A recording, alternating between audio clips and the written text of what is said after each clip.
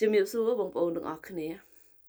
ក្នុងវីដេអូមួយនេះខ្ញុំនិយាយបងប្អូនទាំងអស់គ្នាបានឃើញព័ត៌មានទាំងអស់គ្នាហើយខ្ញុំនិយាយហ្នឹងក៏វាមិនមែនជារឿងដែលខ្ញុំឃើញម្នាក់ឯងដែរបងប្អូនបានឃើញបានមើលបានដឹងទាំងអស់គ្នាជាពិសេសអ្នកដែលបងប្អូនធ្លាប់ទៅជែកជាមួយខ្ញុំមើលឃើញការប្របាកវេទនានេះគ្រាន់តែភ្លៀងកក់ខែមួយមេទេណាទៅមកតរដូវវស្សាទៀតបងប្អូនសាកសម័យរូបភាពលោមើលហើយបងប្អូនភៀសខ្លួនយើងអានេះឡើងដល់រាប់សែនអ្នកកាលមុនរឿងអ្នកនយោបាយឬក៏អ្នកនិយាយពីកិច្ចការងារសង្គមតែម្នាក់ត្រូវបានបងប្អូនកូនខ្មែរយើងជុំវិញមួយចំនួនគាត់រើសអើងហើយខ្ញុំមិនប្រកែកទេជាមួយនឹងអ្នកដែលដើរនយោបាយដើម្បីចង់បានមុខមាត់ខ្ញុំអត់ប្រកែកទេត្រង់ហ្នឹងហើយក៏មានអ្នកដែលគេដើរស្មោះត្រង់ដែរហើយអ្នកខ្លះត្រូវបានដើរកិច្ចការងារសង្គមត្រូវបានគេរើសអើង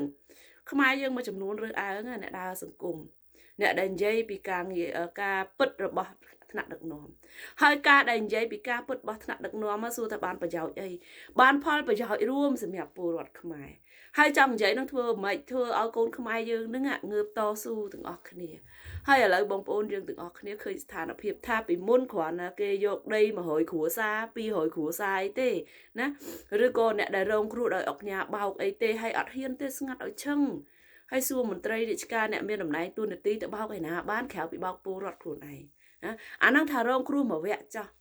ហើយចុះនៅពេលដែលប្រទេសមានសង្គ្រាមតាំងពីកងទ័ពក៏ត្រូវធ្វើផ្ទាំងស៊ីបឲ្យគេបាញ់ពលរដ្ឋក៏ត្រូវធ្វើផ្ទាំងស៊ីបឲ្យសៀមបាញ់ណាហើយពលរដ្ឋខ្លួនឯងនឹងទៀតសោតកំពុងតែរងគ្រោះគេយកដីយកឃ្លីប៉ុណ្ណឹងហើយអ្នកខ្លះពលក្របបែកផ្សែងអីចឹងសពគ្រប់ក៏នៅតែមានការអត់ធ្មត់បានហើយខ្ញុំឃើញមានអ្នកខ្លះគាត់និយាយថាអូរដ្ឋាភិបាលកំសោយចេះមួយចេះពីរម្នាក់ពីរនាក់គេចាប់អូសកគាត់ទៅដាក់គុកចោតគាត់ពីបទញុះញង់ប៉ុន្តែអ្នកដែលរងគ្រោះពិតប្រាកដមិនមែនតែគ្រួសារគាត់អ្នកនិយាយនឹងទេ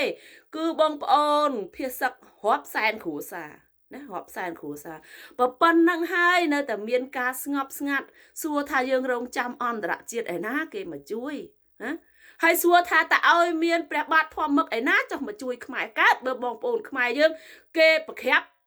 អត់មានណាចូលរួមជួយគ្នាផងហ្នឹងណែអាសៀមគេបាញ់មកជុំអាងុំមេដឹកនាំឬក៏មន្ត្រីមូលដ្ឋានហ្នឹងមកខាត់មិនឲ្យគាត់រើបំរាស់ខ្លាចគាត់និយាយពីញុះញង់អីចេះមួយចេះពីរអ្នកផ្សេងឲ្យក្លបគេចាប់ទៅមួយបាត់ទៅបាត់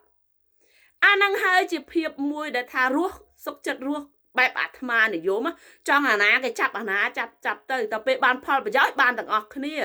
ដល់ពេលគេចាប់មួយពីរដាក់គុកអញ្ចឹងទៅប៉ុន្តែនៅពេលដែលគេចាប់មួយពីរដាក់គុកអញ្ចឹងវាជាមេរៀនវាជារូបភាពដែលបន្លាចចិត្តពលរដ្ឋមិនឲ្យហ៊ានងើបឬក៏អ្នកផ្សេងមិនឲ្យហ៊ានតស៊ូ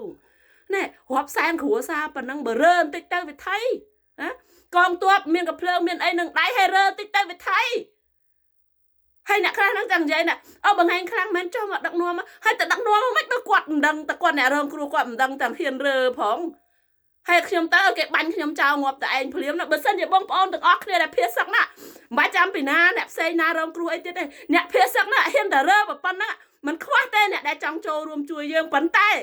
ដូចខ្ញុំអីជាដើមខ្ញុំមិនបានរងគ្រោះផ្ទាល់ទេប៉ុន្តែខ្ញុំវាឈឺចិត្តហើយបើសិនជាចង់ឲ្យខ្ញុំទៅទាំងដែលម្ចាស់ខ្លួនគេមិនដឹងរើគេមិនដឹង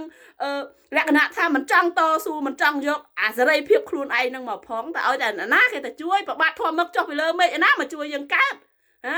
រំពឹងឲ្យអន្តរជាតិណាគេជួយបើយើងស្ងាត់គ្រប់គ្នានេះពេលដែលរងគ្រោះប៉ុណ្ណឹងហើយអត់ទាន់មានណាដឹងថាខ្លួនឯងវេទនាកម្រិតណាទៀតហើយមិនដឹងថាមូលហេតុមកពីអ្នកណាទេដែលធ្វើឲ្យខ្លួនឯងវេទនាបែបហ្នឹងយើងរងថ្ងៃណាកំពុងតែរស់មួយរងចាំជំនួយថាជំនួយអ្នកនេះជួយបន្តិចបន្តួចហើយអាជំនួយជួយមិនតិចណាតើវាអាចបន្តពូជពងយើងឲ្យរស់នៅបានសេចក្តីថ្លៃថ្នូរទេណារបស់ទ្រពយើងខំរើចិត្ត2ចំនួន3ចំនួនទៅរួមបានផ្ទះមួយខ្នង2ខ្នងនឹងនៅគេយកខ្ទេច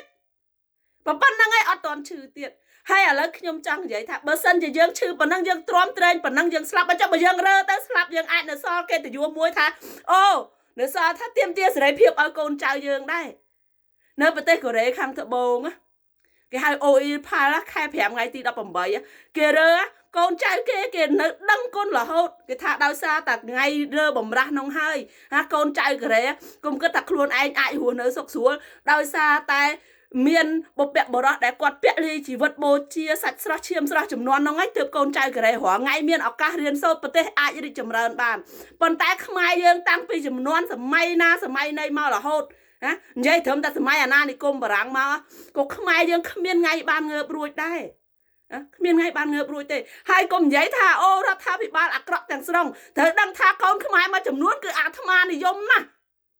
កូនខ្មែរភាគច្រើនអាត្មានិយមណាឲ្យតែបានតែខ្លួនឯងរស់ស្រួលឲ្យតែបានខ្លួនឯងជាពិសេសបានក្រីក្រនឹងដដែលអំពីជនក្រីក្រនេះអាភាពអាត្មានិយមបន្តិចហ្នឹងបានសម្លាប់ស្មារតីពលរដ្ឋបានសម្លាប់សេរីភាពបានសម្លាប់លទ្ធិប្រជាធិបតេយ្យប្រទេសខ្លួនឯងខ្លាំងកម្រិតណាដល់ពេលឥឡូវប្រទេសកំពុងមានបញ្ហាប្រទេសមានសង្គ្រាមសូម្បីតែសេរីភាពទាមទាររយុទ្ធធម៌ខ្លួនឯងក៏គ្មានណាហ៊ានងើបដែរដោយសារអីថាគេឲ្យរស់ប៉ុណ្ណឹងហើយឥឡូវរស់បានប៉ុណ្ណឹងហើយអានេះភ្លៀងតែមួយមេផងវេទនាប៉ុណ្ណឹងហើយទៅហ៊ានកងទ័ពខ្មែរអ្នកស្លាប់មិនដឹងកូនចៅវេទនាបែបណាទេប្រហែលជំនាន់ទៀតទេខ្មែរយើងនឹងដាច់ពូជដោយសារតែកម្ពុជាខ្មែរយើងរស់បែបអាត្មានិយមខ្ញុំនិយាយចឹងប៉ះពាល់អារម្មណ៍បងប្អូនភាគសឹកច្រើនប៉ុន្តែបងប្អូនភាគសឹកមួយចំនួនខ្ញុំឃើញអ្នកខ្លះនិយាយពីសង្គមក៏ត្រូវបានគេចោទពីបទញុះញង់ប៉ុន្តែអ្នកនៅជុំវិញខ្លួនអត់មានពីណាហ៊ានទៅជួយទេបើចេញមកស្រោគ្នាមករាប់ហើយរាប់ពាន់គ្រួសារមកសួរថាគេចាប់គាត់ទៅក្នុងគុកបានទេវាអត់មានរឿងនឹងកើតឡើងប៉ុន្តែអ្នកណាដែលនិយាយអ្នកនងហើយជាជនញុះញង់អ្នកនងហើយគេនឹងចាប់ដាក់គុកប៉ុន្តែការពិតគាត់និយាយដើម្បីប្រយោជន៍រួមឯណាអានេះហើយជាភាពអាត្មានិយមដែលកូនខ្មែរយើងមានតចរិតតកម្ពុជាហើយចង់ឲ្យអាណាគេមកជួយចង់ឲ្យបរទេសណាគេមកជួយបរទេសផ្ដល់ជំនួយមកគេផ្ដល់ឲ្យតែអ្នកដែលធ្វើបាបយើងអ្នកដែលសម្លាប់យើងដដែលហ្នឹងហើយយើងអរគុណគេទៀតអូយអរគុណបបរថាបតីអរគុណសម្ដេចពុកសម្ដេចម៉ែដែលជួយតែប៉ុន្តែលុយអន្តរជាតិគេយកយើងមហោស៊ីទៀតណា